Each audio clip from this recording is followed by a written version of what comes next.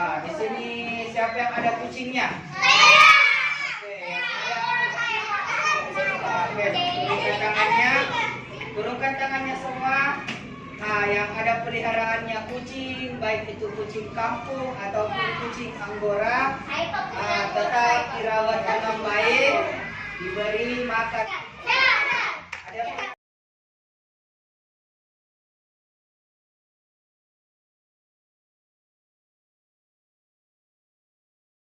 Bismillahirrahmanirrahim. Assalamualaikum warahmatullahi wabarakatuh. Waalaikumsalam warahmatullahi wabarakatuh.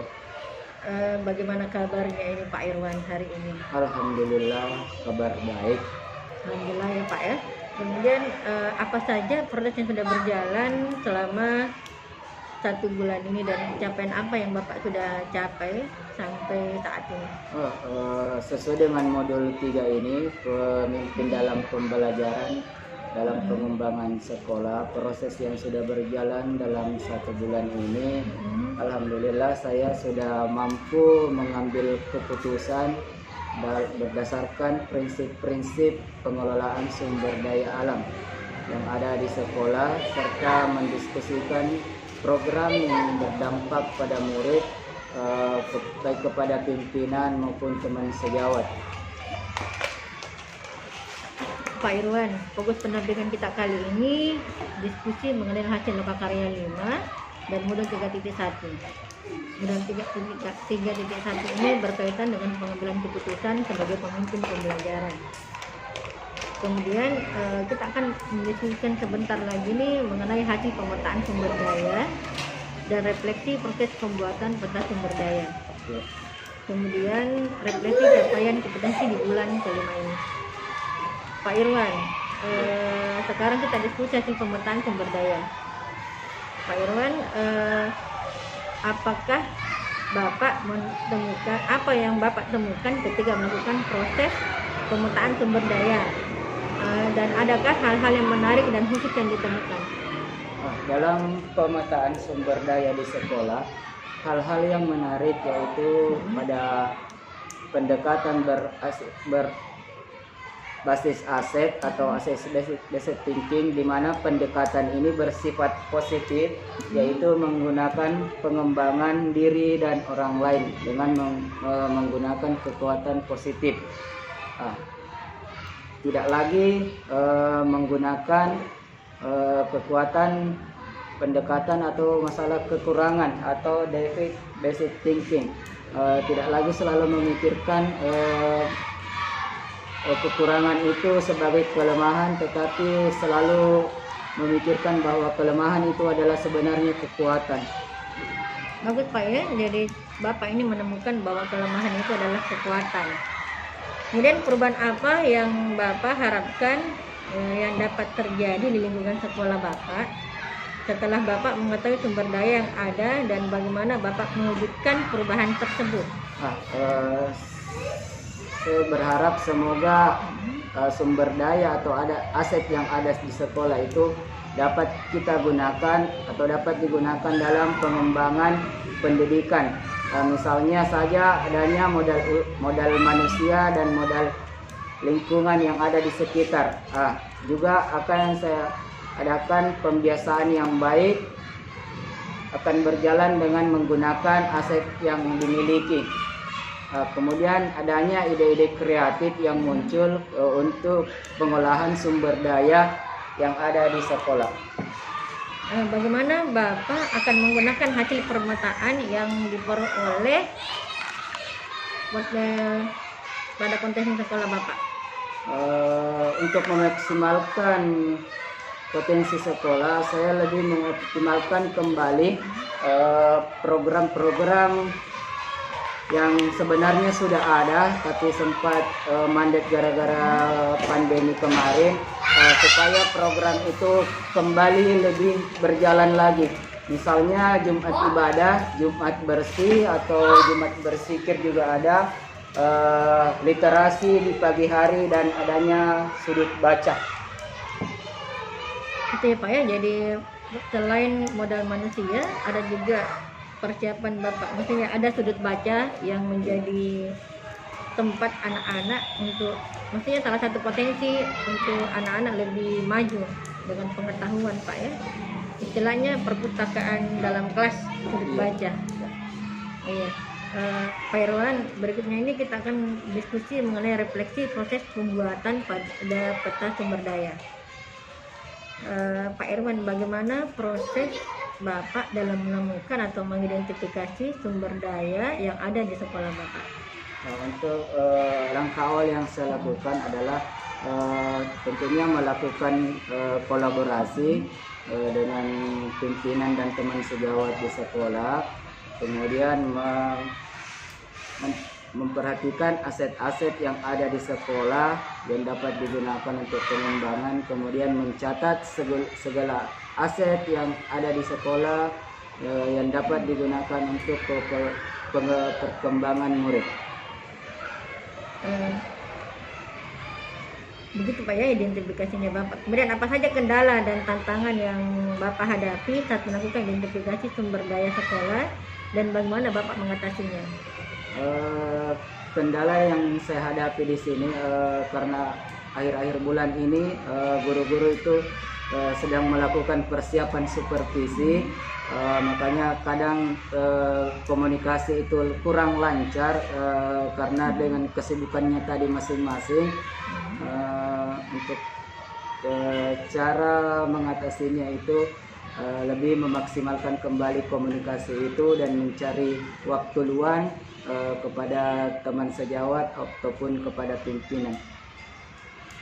Bagaimana perasaan Bapak ketika berhasil mengidentifikasi sumber daya sekolah? Perasaannya tentunya bahagia karena dapat mengidentifikasi sumber daya yang ada di sekolah dan tentunya dapat dipergunakan dalam pengembangan siswa. Apa pertimbangan Bapak dalam menentukan sumber daya sekolah? Pertimbangannya adalah seberapa besar sumber daya yang ada di sekolah yang berdampak positif yang dapat digunakan dalam perkembangan siswa untuk pengembangan kompetensi siswa maupun kompetensi sekolah. Dan apakah terdapat hal lain yang dapat dijadikan sumber daya sekolah yang belum Bapak temukan dalam proses yang sudah berlangsung? Misal di sini yang masih jadi kendala itu sumber daya manusia karena saat ini baru saja kita selesai namanya belajar daring, tentunya masih banyak kompetensi siswa yang perlu digali, misalnya yang jago di bidang olahraga, di bidang sains atau di bidang lainnya, misalnya bidang seni, itu masih terkendala untuk mencari bakat siswa yang mempunyai bakat-bakat tertentu. Pak Irwan, berikutnya ini kita akan diskusi mengenai refleksi proses pengambilan keputusan. Berdasarkan hasil pemetaan yang Bapak sudah lakukan, bagaimana hal tersebut memenuhi proses pengambilan keputusan yang Bapak lakukan? Yang mempengaruhi adalah bagaimana cara kita berkolaborasi dengan teman dan pimpinan, karena terkadang keputusan yang kita akan ambil itu sangat besar. Artinya kita dalam mengambil keputusan itu perlu pertimbangan dari kepala sekolah sebagai penentu kebijakan. Kemudian apa hal yang menurut Bapak masih perlu dikembangkan atau perlu dievaluasi? Yang perlu dikembangkan menurut saya adalah dari hasil pemetaan adalah pengembangan siswa yang memiliki bakat, misalnya di bakat seni, di bakat olahraga dan sains. Untuk di kelas saya di kelas 2 SD sudah mulai saya lihat ada yang berbakat di bidang sains itu ada 2 orang, yaitu Hilma dan Aidang. Untuk di bidang seni itu ada Alifa yang sudah sejak kelas 2 itu sudah bakatnya itu sudah terlihat ada. Kemudian untuk bakat di bidang olahraga diambil alih langsung oleh guru olahraganya sendiri. Menurut saya kalau sudah sejak kelas 2 bakatnya dikembangkan, pasti hasilnya akan lebih baik ke depannya. Ya, insya Allah Pak. Pak Irwan, apa hal yang menurut Bapak mendukung keberhasilan dari keputusan yang Bapak ambil? Yang mendukung di sini karena adanya support dari pimpinan atau kepala sekolah, support dari teman sejawat, juga adanya dukungan dari orang tua atau wali siswa. Kemudian adakah pengalaman Bapak mengenai dilema etika sebelum Bapak bergabung dengan grup penggerak ini ataupun sesudah? Di sini pernah saya menemukan adanya siswa yang berbakat di bidang olahraga, tetapi ketika jam olahraga itu dia selalu bolos atau tidak hadir. Ternyata setelah saya telusuri, setiap Sabtu dan Minggu itu orang tuanya sering pulang kampung, sehingga pada hari Sabtu itu anaknya bolos ke sekolah pada saat jam olahraga. Apa yang langkah Bapak ambil? Apakah pengambilan keputusan Bapak itu sesuai dengan modul 3.1? Keputusan yang saya ambil pada saat itu yaitu sesuai dengan modul 3.1. Awalnya saya mencari tahu kenapa si anak ini selalu bolos pada hari Sabtu, kemudian memanggil orang tuanya ke sekolah.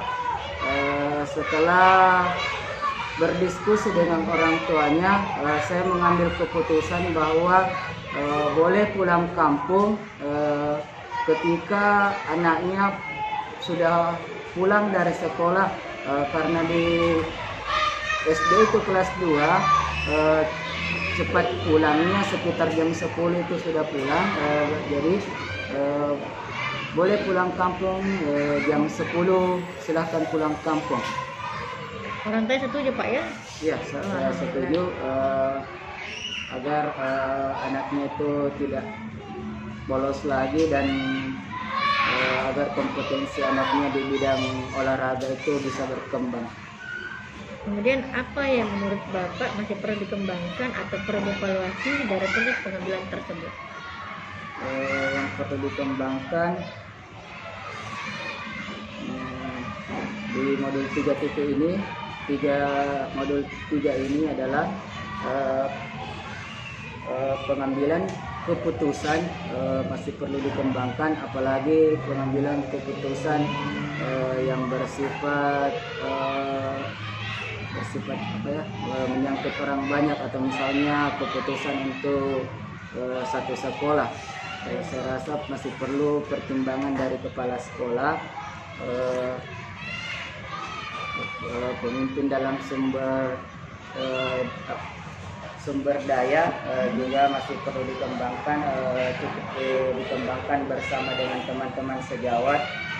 Pengelolaan yang berdampak pada murid juga lebih ditingkatkan lagi.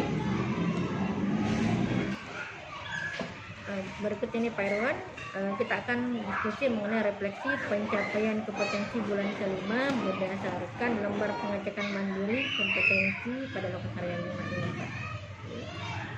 Apa saja pencapaian pembelajaran Pak bulan ini? Pencapaian yang saya dapatkan pada pembelajaran bulan ini adalah ketika mengambil suatu keputusan dalam pembelajaran, saya sudah mempunyai dasar dalam pengambilan keputusan tersebut. Juga saya sudah mampu sebagai pemimpin dalam pembelajaran. Juga aset-aset yang ada di sekolah sudah juga saya petakan. Sementara yang berlangsung sekarang ini adalah modul 3.3, yaitu pengelolaan program pembelajaran yang berdampak pada murid. Semoga kedepannya bisa dikembangkan lagi. Apakah tugas-tugas Bapak sudah selesai semua di modul 3.1, 3.2? Alhamdulillah untuk modul 3.1 dan 3.2 sudah selesai. Alhamdulillah Pak ya, jangan lupa kirim ke drive saya Pak ya. Siap. Kemudian adakah tantangan Bapak selama proses tersebut? Tantangannya itu seperti kita ketahui kalau bulan-bulan ini ada yang namanya supervisi di sekolah yang disupervisi oleh pengawas dan sekolah. Jadi biasanya terkendala di situ saja. Tapi untuk mengatasinya itu biasanya kembali mengerjakan modul itu jam pulang sekolah atau malam hari. Iya bagus ya, mantap ini. Kemudian Bapak, bagaimana Bapak akan menggunakan pencapaian tersebut untuk pembelajaran selanjutnya? Pencapaian yang telah didapatkan di modul ini insya Allah akan dikembangkan secara berkesinambungan baik di dalam kelas maupun di luar di sekolah. Oke, ini Pak Irwan, saya sangat senang sekali hari ini mendengarkan cerita Bapak. Apalagi Bapak sudah merefleksikan tadi penerapan aksi nyata 3.1 dan 3.2 dan 3.3 sekarang ini sementara berlangsung ya Pak ya. Kemudian saya tenang sekali tadi kata-kata yang Bapak tadi ucapkan mengenai kekurangan itu atau kelemahan itu menjadi sebuah kekuatan. Pak Irwan, saya sangat mengapresiasi pencapaian Bapak sampai bulan kelima ini. Sangat lumayan ya, dan Bapak betul-betul termotivasi untuk menjadi calon guru penggerak. Kemudian kita akan bertemu lagi nanti ini di pendampingan berikutnya Pak Irwan. Insya Allah ya. Kemudian pendampingan nanti itu berikutnya adalah otomatis kalau kita sudah ikut lokakarya 5 atau lokakarya 6 ya, lokakarya 6 nanti ini pasti nanti fokus pendampingannya nanti berikutnya itu sesuai dengan lokakarya 6. Ya, kemudian mungkin saya akan melihat progresnya Bapak selama ini, bagaimana Bapak mengembangkan program sekolah yang berdampak pada murid. Kemudian Bapak sudah pintar juga sebenarnya memberikan solusi setiap masalah yang ada sesuai dengan modul 3.1. Oke, cukup sekian perjumpaan kita kali ini Pak, pendampingan hari ini. Semoga kedepannya Bapak akan lebih bagus dan lebih semangat lagi. Oke, wassalamualaikum warahmatullahi wabarakatuh. Waalaikumsalam warahmatullahi wabarakatuh.